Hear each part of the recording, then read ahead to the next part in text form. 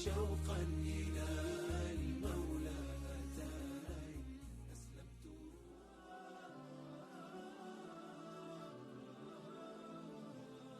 subhanahu wa ta'ala dit وَوَجَدَكَ عَائِلًا فَأَغْنَى. Il t'a trouvé عائل. عائل ici au sens d'être pauvre. C'est pour ça qu'on dit quelqu'un عَالَ على الناس, c'est quelqu'un qui a une surcharge supplémentaire. عائلا ici, il est cité que 2 fois dans le Coran, dans ce passage-là et dans un autre passage coranique.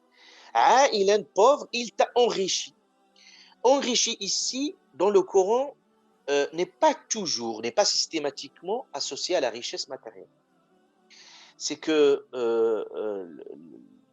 je ne veux pas vous citer tous les passages coraniques dans ce sens-là, mais ici, il t'a enrichi, pas uniquement au sens matériel, parce que le prophète alayhi salatu salam connaît de par sa vie, et surtout dans cette sourate il est mécoise, d'ailleurs, dans ses débuts, il est toujours vécu dans la fragilité, dans l'orphelinat, la dureté de la vie, etc. Mais il a enrichi ici, pas juste au sens matériel, mais il a enrichi par quelque chose de plus profond. C'est que cette vie de la pauvreté, il a enrichi déjà par la richesse du cœur, sallallahu alayhi wa sallam, par la générosité du cœur, parce que la pauvreté et l'orphelinat, cette dureté de la vie, ne l'ont pas rabaissé, parce que les gens qui vivent ce genre de situations, ils peuvent se retrouver dans des situations humiliantes, des situations très compliquées, très difficiles, mais Allah Ta'ala a toujours protégé son prophète, sallallahu alayhi wa sallam, des méfaits de la vie misérable. Des gens qui peuvent se retrouver dans la rue, qui peuvent connaître des situations, surtout quand ils ont connu une vie difficile.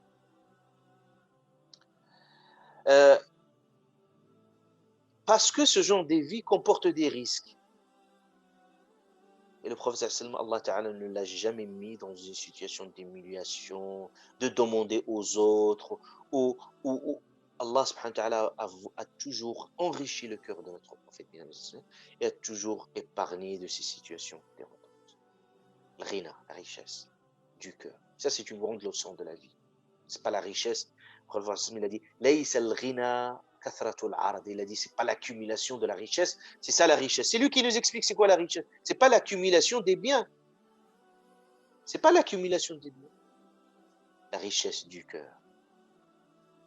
Parce que la pauvreté, c'est quelqu'un toujours assoiffé, toujours il veut davantage. C'est une pauvreté en réalité, même s'il a l'apparence d'une richesse, mais quelqu'un qui est autosuffisant. C'est pour ça que le prophète dit Ja'al rizqa ala Muhammadin kafafan. C'est-à-dire, il voulait même que sa nourriture, que sa vie soit une vie ordinaire, qu'il vit autosuffisant.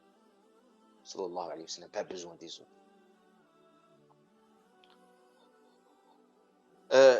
Donc, il lui dit وَأَمَّا بِنِعْمَةِ رَبِّكَ فَحَدِّثْ. C'est-à-dire dans ce sens-là, ni'mat rabbik, puisque il t'a enrichi, parle de ses bienfaits d'Allah subhanahu wa ta'ala sur toi. Il faut les dire. Au sens qu'il ne faut pas cacher ses bienfaits d'Allah azza wa jal sur nous. Fahadith. Il faut en parler. Il faut en être fier que ce qu'Allah subhanahu wa ta'ala fait.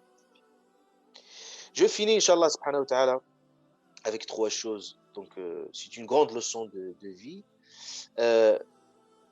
C'est que, bien entendu, ça nous apprend à travers tous ces épisodes qu'il faut avoir de l'empathie, qu'il faut avoir plus de compréhension, et qu'on est tous passés par certains chemins. Donc il faut en être conscient, il faut laisser aussi la possibilité aux autres qu'ils puissent reprendre ce chemin. On a besoin de cette intelligence émotionnelle pour se mettre à la place des autres, parce que le problème de notre monde aujourd'hui, c'est que les gens s'en foutent complètement, ils se soucient que d'eux-mêmes. Allah Azza wa Jalla a parlé de cette catégorie. Il a dit وَطَائِفَةٌ قَدْ أَهَمَّتْهُمْ أَنفُسُهُمْ. Il y a des catégories des personnes qui se soucient que d'eux-mêmes. Le pauvre, il devient arrogant. Le savant, il devient arrogant. Donc ça, c'est très problématique. Qu'on n'a pas compris le sens même de la vie. Et que le fait qu'Allah subhanahu wa ta'ala lui a dit il t'a trouvé, il t'a trouvé, il t'a trouvé. Il n'a jamais lui dit t'étais. Il a dit il t'a trouvé. Toujours Allah ta'ala nous trouve dans un chemin et puis il nous accompagne, subhanahu wa ta'ala, pour retrouver à notre itinéraire, à notre chemin. Et vous trouvez toujours, il lui dit, وَوَجَدَكَ ضَالًّا فَهَدَى. Hada. Il n'a pas dit il t'a guidé, il a dit il a guidé. عَائِلًا فَأَغْنَى. Il a enrichi. L'expression arabe est très forte pour nous dire que dans l'absolu, il ne dit pas il t'a guidé, il t'a enrichi, il a dit il a guidé, il a enrichi dans l'absolu justement pour inclure, pour que cette sourate, pourquoi on la médite, pour qu'Allah subhanahu wa ta'ala veut nous dire que cette sourate il est pour le prophète sallallahu alayhi wa sallam, et pour toute l'humanité, et pour toute la communauté. La formule coranique ici veut donner une portée générale à ces enseignements pour que tout le monde se sente intéressé par cette mission. Et puis je finis avec cette parole de l'imam Razi qui a analysé ces versets coraniques.